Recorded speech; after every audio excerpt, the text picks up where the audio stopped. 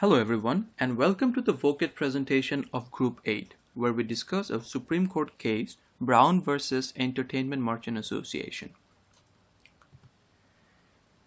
Brown versus Entertainment Merchant Association is a landmark case by the Supreme Court that struck down a 2005 California law banning the sale of certain violent video games to children without parental supervision.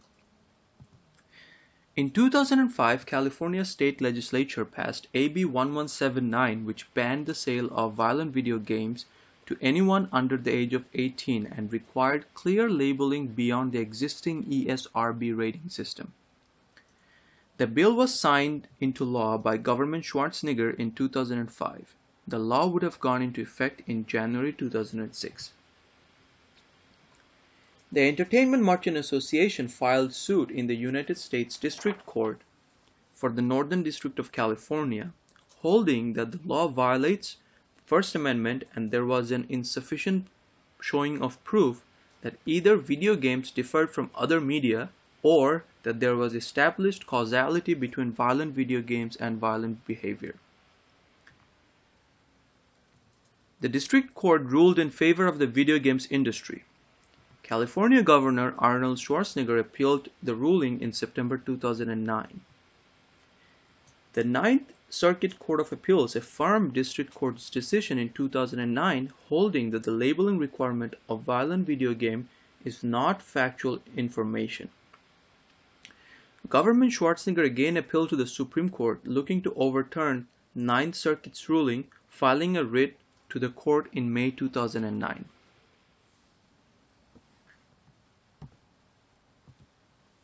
In a 7-2 decision, the Supreme Court upheld the lower court decisions and nullified the law, ruling that video games were a protected speech under the First Amendment as other forms of media. The ruling was seen as a significant victory for the video games industry. The majority opinion was authored by Justice Antonin Scalia, Justice Ginsburg, Justice Kennedy, Justice Sotomayor, and Justice Kagan. Justice Samuel Alito, Chief Justice John Roberts concurred with the majority judges, whereas Justice Clarence Thomas and Justice Stephen Breyer dissented.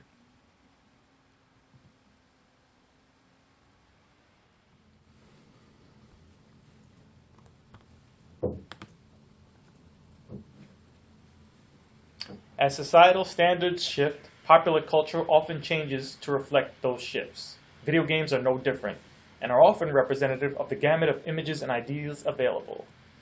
Given the nature of the fact that these are video games, children have access to this content, and some of this content might be deemed unsuitable or objectionable. So, for this case, the legal question basically boils down to one issue. Can California, in its attempt to protect children from exposure to ideas or images that the legislature finds unsuitable, create a new category of unprotected speech? The legal authority which provided guidance for the U.S. Supreme Court is derived from the First Amendment and the legal precedent set by the court in prior cases. There are several relevant cases which we will reference, in which the court has set the various legal standards relating to the restriction of speech in accordance with the protections afforded by the First Amendment. Let's look at the precedential rules that establish some of the general legal parameters surrounding free speech. We see that these two cases establish that as a general rule, government lacks the power to restrict expression due to its message, ideas, subject matter, or content. Additionally, and most importantly for this case, the communication medium does not impact the legal principles surrounding the protection of free speech. For this case, this holding is significant because it means that just because a speech is expressed in video game format, it is an immaterial consideration for the court. The first portion of the legal test that the court applied to the facts in Brown was whether the speech that the government was seeking to restrict fell under the category of unprotected speech. The Stevens case indicates that certain categories of speech are not protected. These are chiefly obscenity, incitement to illegal action, and fighting words. Legislatures cannot merely create new categories of unprotected speech by weighing the value of a particular category against the social costs and punishing those categories which fail the test. Government can adjust the existing boundaries for a category of unprotected speech as was held in Ginsburg v. New York. The legal question for the court is, did the California legislature attempt to create a new category of protected speech or redefine the boundaries of an existing category of unprotected speech? The answer to this question will determine the court's next step of legal analysis. If the court determines that speech expressed in the video games was unprotected, then it's game over for the video game folks. The First Amendment won't protect them. If the speech expressed in the video games is protected, the court will apply the strict scrutiny test. This means that the government must have a compelling interest in restricting the aforementioned speech, and the government must use the least restrictive means available to do so. Next, we will be discussing the case's opinion and dissent.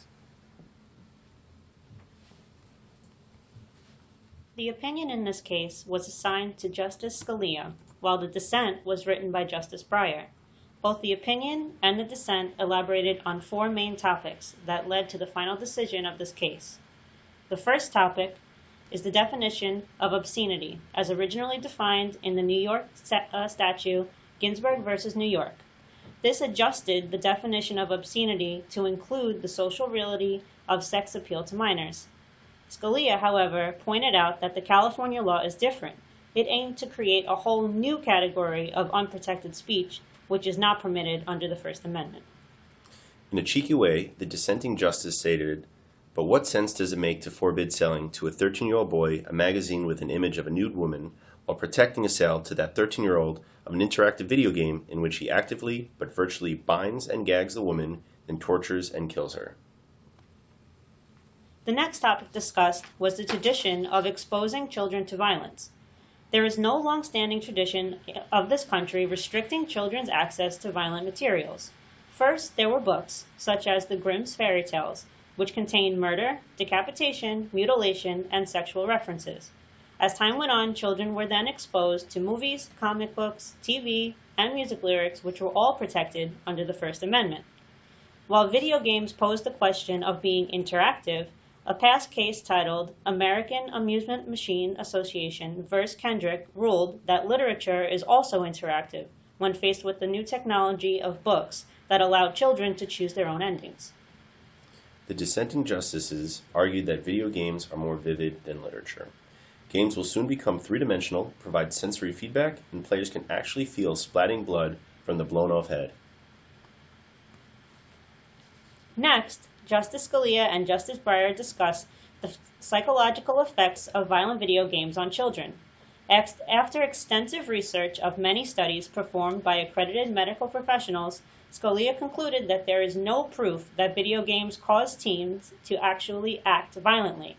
The studies found that these video games actually have the same effect as do Saturday morning cartoons.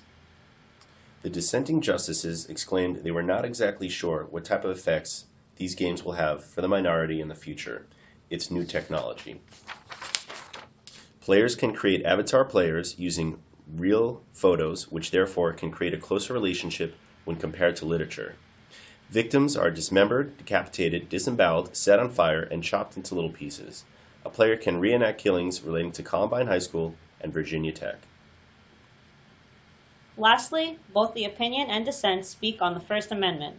Since the court decided that prohibiting the sale of violent video games is, in fact, a First Amendment violation, the California law is invalid unless California can demonstrate that it passes strict scrutiny, which it failed to do. The dissenting justices stated that this had nothing to do with the First Amendment. The bill's intention was to make it harder for minors to purchase M-rated video games. Next, we will discuss commentary and analysis.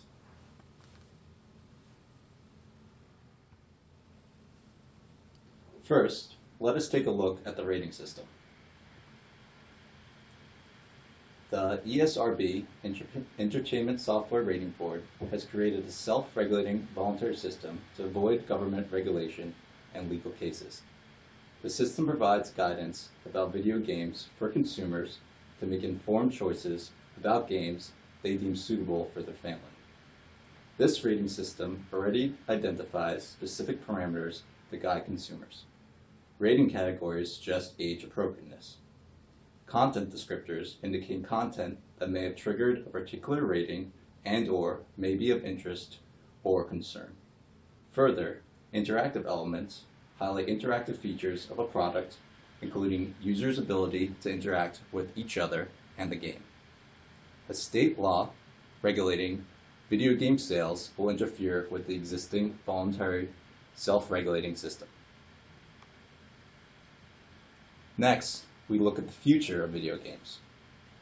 The court justices provided evidence of violent and obscene instances in literature. Advances in technology have provided a much more interactive experience. Virtual reality is a computer-generated scenario that immerses the user into a game. Augmented reality superimposes a computer-generated image on a user's view of the real world, creating a composite view. These technologies make video games much more real, and it is important to note that as technology advances, the legal system must also follow suit. We hope you enjoyed our video. Thank you very much for your time. If there are any questions or comments, please feel free to reach out to Group 8.